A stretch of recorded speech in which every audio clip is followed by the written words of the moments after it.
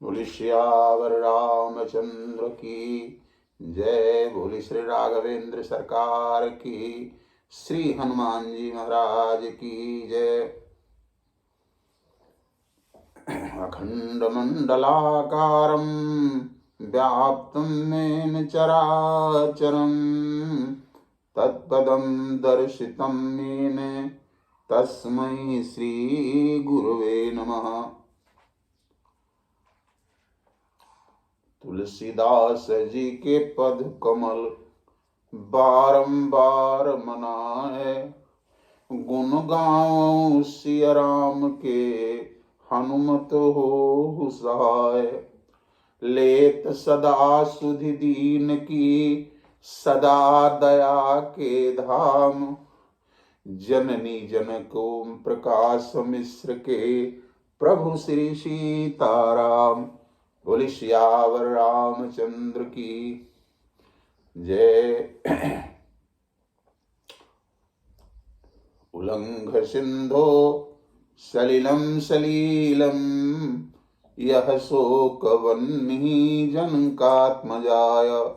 आदाय तेनैव ददाह लंकां, नमामि तं प्राञ्जलिराञ्जनेयम्। अखिल ब्रह्मांडाधीश्वर भगवान श्री राघवेंद्र सरकार और जुगल सरकार की कृपा से एवं भक्त भूषण हनुमंत लाल जी महाराज की अनुपम कृपा से आज पुनः जीव के आने का उद्देश्य क्या है, मैंने पूर्व कथा में कह दिया। जीव को केवल मानव शरीर प्राप्त करने का वास्तविक उद्देश्य है कि परमात्मा को प्राप्त कर लेना। वास्तव में इसका सबसे सुलभ मार्ग, जिसमें परम स्वतंत्रता है, वह क्या है? गोस्वामी जी ने कहा है कि भक्ति स्वतंत्र सकल गुण खानी। भक्ति स्वतंत्र है, लेकिन यह जब सत्पुरुषों के द्वारा, ऋषियों के द्वारा, सद्गुरुओं के द्वारा हमें प्राप्त हो। यद्यपि जो भक्त होते हैं, सगुण भक्त, यह मोक्ष नहीं चाहते। मोक्ष नहीं चाहते क्योंकि शरीर उनको मिला है। गोस्वामी जी ने कहा कि शरीर से कुछ न कुछ सद असद कार्य हुआ करते हैं कर्म के माध्यम से। तो सदकर्म का अलग फल, असद कर्म का अलग फल, यह मिलता रहता है। अब इसका एक रूप गोस्वामी जी ने दिखाया। यद्यपि जो सगुण उपासक हैं, वह मोक्ष उनको नहीं चाहिए। सगुणोपासक मोक्ष न लेही, तिनकह राम भगत निज देही। केवल बार बार भक्ति की ही याचना करते हैं कि जिससे सरकार के श्री चरणों में हमेशा ध्यान हमारा लगा रहे। किसी भी समय उठते बैठते सोते जगते सरकार का ही चिंतन बना रहे। तो सबसे बड़ी बात यह है कि हमें देखना है कि सगुण और निर्गुण, सगुण साकार, निर्गुण साकार और निर्गुण निराकार, इसमें अंतर क्या है। मोटे तौर से आप समझ लीजिए, जैसे जल से विद्युत तैयार की जाती है, ये गौर करने का विषय है। विज्ञान के सिद्धांतों के अनुसार विद्युत जल से तैयार किया जाता है, इसका मतलब जल में विद्युत है। क्योंकि जल अगर केवल बुझाने का काम करे तो जल के अंदर में बड़े बड़े शिला पड़े हुए हैं, पत्थर पड़े हुए हैं, अगर दो पत्थरों को मार दिया जाए तो उसमें चिंगारी निकलती है, इसका मतलब आग उसमें मौजूद है। लेकिन वह विद्युत निर्गुण निराकार है। जब आप स्नान करने के लिए जाते हैं, जैसे गंगा में स्नान करने के लिए गए या सरयू में स्नान करने के लिए गए या यमुना में स्नान करने के लिए गए, तो जब जल से विद्युत तैयार होती है तो क्या विद्युत का झटका लगता है स्नान करने पर? कदापि नहीं। क्यों? वो निर्गुण निराकार है। अब उसमें से वैज्ञानिक सिद्धांत के अनुसार विद्युत तैयार करके उसको अगर किसी तार में कर दिया गया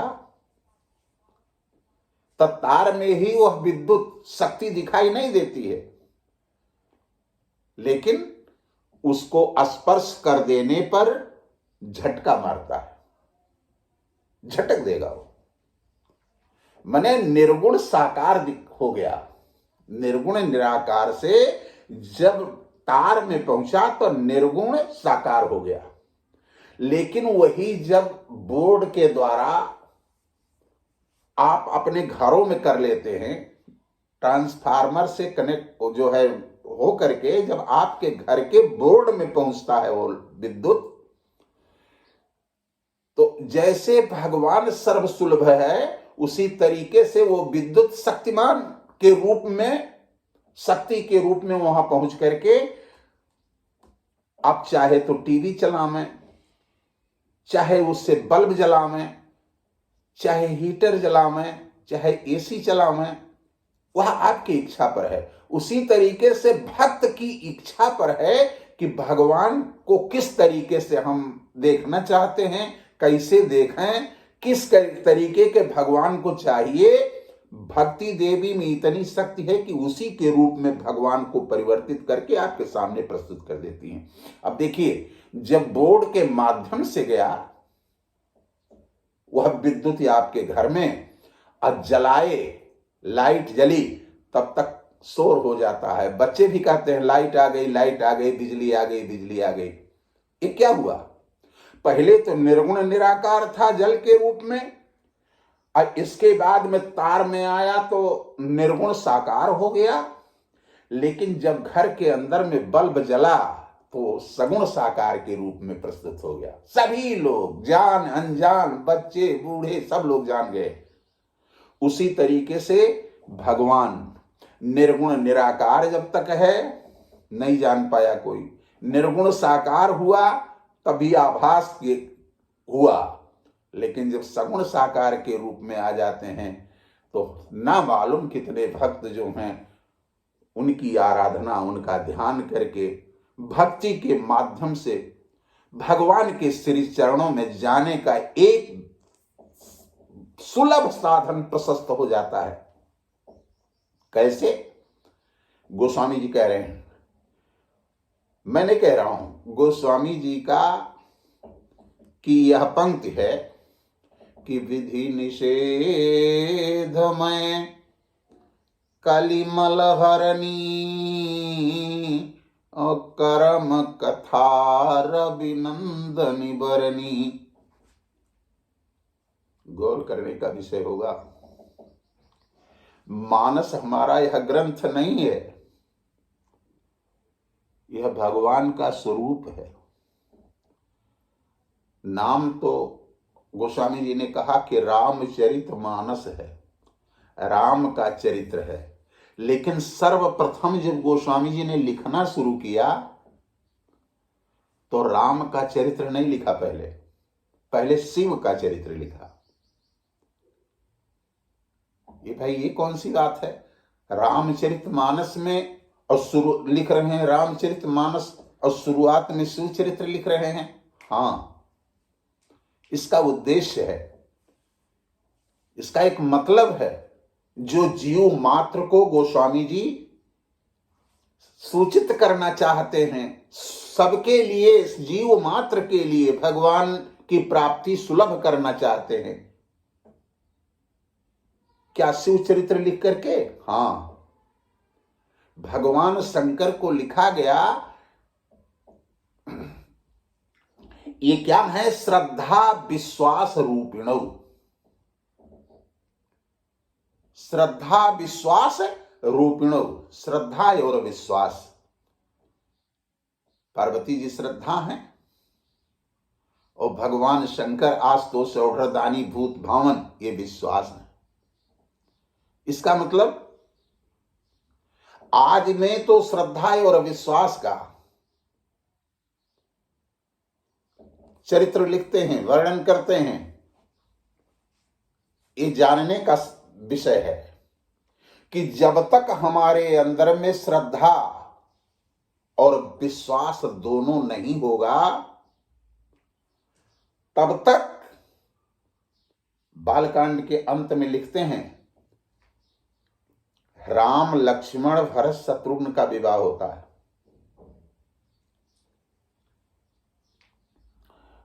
राम ज्ञान है, अखंड ज्ञान है, लक्ष्मण जी वैराग्य हैं और जानकी जी भक्ति हैं। आपको जाकर के लंका कांड में मिलेगा, सानुज स्वीय समेत प्रभु राजत परन कुटीर, भगत ज्ञान वैराग्य जनु सोहत धरे शरीर। तो जब तक शिव चरित्र लिखने का मतलब, जब तक जीव के अंतःकरण में श्रद्धा और विश्वास नहीं होगा, तब तक ज्ञान रूपी राम, भक्ति रूपी जानकी, वैराग्य रूपी लक्ष्मण आपको जीवन में प्राप्त नहीं हो सकते। यह लिखने का केवल यही उद्देश्य है। शरीर के द्वारा कर्म होता है, आंख के द्वारा कर्म हो रहा है, कान के द्वारा कर्म हो रहा है, नाक के द्वारा कर्म हो रहा है, मुंह के द्वारा कर्म हो रहा है, हाथ के द्वारा कर्म हो रहा है, पैर के द्वारा कर्म हो रहा है। कर्म शरीर से, प्रत्येक अंगों से हो रहा है, लेकिन कर्म करने में कुछ न कुछ कालिमा जरूर हो जाती है।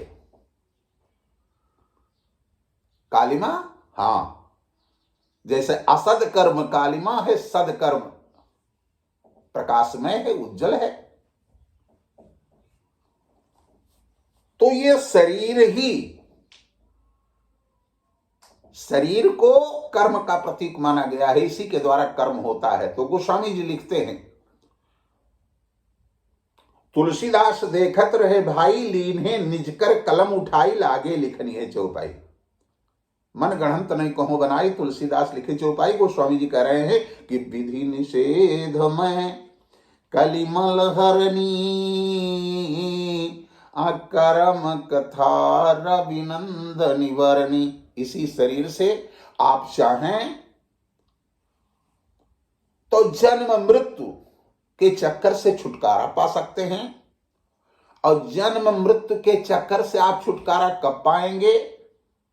जब आपका कर्म उज्जवल होकर के, कालिमा में नहीं, उज्जवल होकर के भगवान राघवेंद्र सरकार, हमारे जुगल सरकार के श्री चरणों में समर्पित हो जाएगा, और वहां पहुंचने के बाद में फिर दोबारा वह जीव गर्भवास में नहीं आता है। तो हमारे कर्म उज्जवल कैसे होंगे? इसके लिए गोस्वामी जी ने लिखा, विधि निषेध में कलिमल हरणी, अकर्म कथा रविनंदन वर्णी। कर्म इसी शरीर से, मान लिया शरीर ही यमुना है। आप श्रीमद् भागवत में देखेंगे, श्री सुखदेव जी ने कहा कि हे राजराजेश्वर परीक्षित, उसी यमुना में एक काली दह था, और उसमें एक नाग बैठा हुआ था, काली नाग, जिसने अपने विष से सारे कुंड को, पूरे जल को विषाक्त कर दिया था। तो अब जब शरीर हमारी यमुना है, तो इसमें अंतःकरण हमारा जो है यही काली दह है, और इसमें जो हमारा अहंकार है यही काली नाग है। जब तक यह खत्म नहीं होगा, अहंकार जाएगा नहीं, यह स्थान अंतःकरण हमारा रिक्त नहीं होगा, तब तक हमारे जुगल सरकार, कौशलेंद्र सरकार और श्री किशोरी जी इसमें वास नहीं कर सकते। बोले तब साफ होने का क्या कारण, कैसे साफ होगा? उस काली दह में हमारे भगवान कृष्णचंद्र वृंदावन बिहारी मनमोहन मनहरण प्यारे ब्रजेंद्र श्री कृष्णचंद्र जी जब खेल खेल में ही कूद करके उसके फन पर पहुंचे और दबाए अंगुष्ठ से, तो उसका राग जो है वह निकल करके समाप्त हो गया और वहां से छोड़ दिया वो। लेकिन फिर भी उस जल की कालिमा गई नहीं, जल का विष जो है, जो जल में मिला हुआ था, वो गया नहीं। अहंकार के निकल जाने पर भी कालिमा एकदम साफ नहीं होगी। जैसे यमुना का जल, वैसे ही आप देखेंगे हर जलों में यमुना का जल श्याम है। देखत श्यामल धौल हेलोरे, गोस्वामी जी ने लिखा, इशारा किया कि यमुना का जल ही श्याम है। कर्म, शरीर से कर्म होता है, कर्म में श्यामता होती है। चाहे सदकर्म कीजिए चाहे असद कर्म कीजिए, लेकिन एक चीज का ध्यान रखिए, हमेशा जैसे अग्नि है, अग्नि को देवता मान करके उसकी पूजा होती है। बिना अग्नि की पूजा हुए आप न हवन कर सकते हैं, न यज्ञ कर सकते हैं।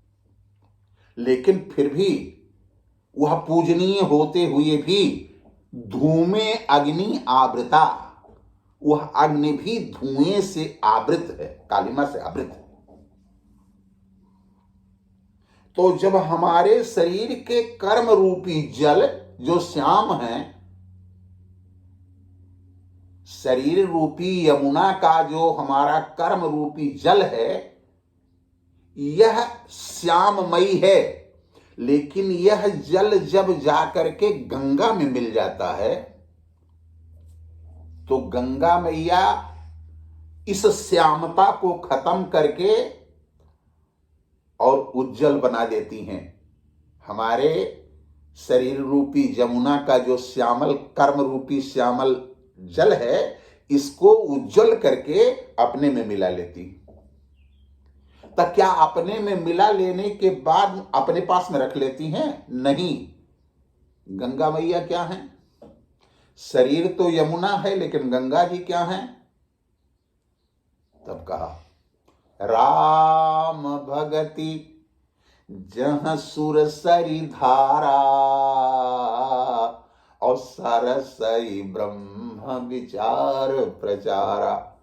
गंगा जी राम भक्ति है। मैंने हमारे कर्म रूपी यमुना का जो श्यामल कर्म है, जब वह भक्ति रूपी गंगा में मिल जाता है, तो भक्ति रूपी गंगा उस हमारे श्याम कर्म को उज्जवल करके, कि यमुना का जल गंगा में जाता है तो गंगा भी श्यामल हो जाती है। नहीं, ऐसा कहीं नहीं है, आप देख सकते हैं जाकर के। तो हमारे इस श्यामल जल को, यमुना के श्यामल जल को भक्ति रूपी गंगा उज्जवल कर देती हैं। तो भक्ति रूपी गंगा उज्जवल करके क्या अपने पास में रखती हैं? नहीं।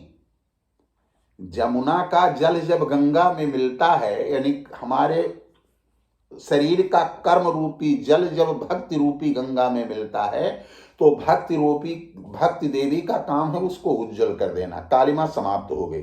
ये आप यह नहीं मालूम होगा कि ये कर्म रूपी यमुना का जल है। तो क्या अपने पास में रखती हैं गंगा जी? नहीं। कहां दे देती हैं? गंगा सागर को दे देती हैं। वह जल गंगा सागर में चला जाता है। उसी तरीके से हमारे शरीर रूपी जमुना में कर्म रूपी जो जल है, यह राम भक्ति रूपी जो गंगा है, यह उज्जवल करके, जैसे गंगा जमुना के जल को अपने पास नहीं रखती हैं, वैसे हमारी भक्ति रूपी गंगा, यह रूप सिंधु भगवान अखिल ब्रह्मांडाधीश्वर भगवान श्री राघवेंद्र सरकार के, जुगल सरकार के चरणों में समर्पित कर देती हैं। और जब हम जीव का जो कर्म है, यह उज्जवल होकर के जुगल सरकार के चरणों में समर्पित हो जाता है, तो भगवान का स्वयं का कहना है कि जो मेरे यहां आता है वह पुनः गर्भवास में नहीं जाता। जद गत्वा न निवर्तन्ते तद्धामं परमं मम। जो मेरे यहां चला जाता है, पहुंच जाता है, वह पुनः गर्भवास में नहीं जाता, मेरे पास में रहने का अधिकारी हो जाता है। बोली श्री राघवेंद्र सरकार की, बोली श्री जनक नंदिनी की, बोली श्री हनुमंतलाल जी महाराज की। तो जीव को की परम गति, जीव को इस संसार रूपी भटाटवी से भटकते हुए जीव को भगवान के चरणों में पहुंचा देने का एक मात्र साधन केवल भक्ति माता है। भक्ति के माध्यम से जीव भगवान के चरणों में पहुंच जाता है और पुनः गर्भवास में नहीं आता। यह उपदेश के रूप में सारे संसार को बताने के लिए, जीव मात्र को बताने के लिए गोस्वामी जी ने इस भूमिका के माध्यम से सूचित किया है। श्री राम जय राम जय जय राम, श्री राम जय जय राम, जय जय विघ्न हरण हनुमान, जय जय विघ्न हरण हनुमान। बोले श्री राघवेंद्र सरकार की, श्रोता समाज की जय जय सीताराम।